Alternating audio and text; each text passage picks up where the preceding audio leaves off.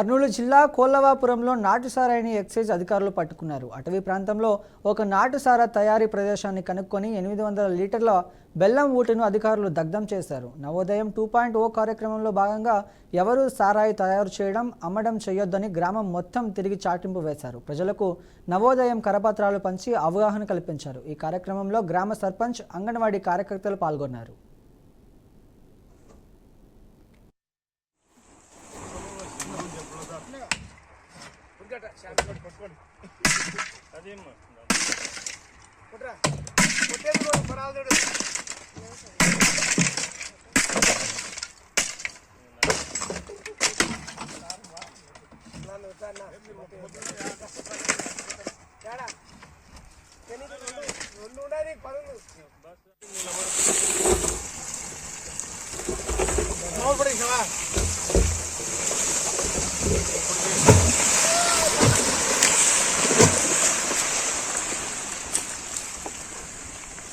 photo पड़ेंगे बाबू पड़ेंगे sir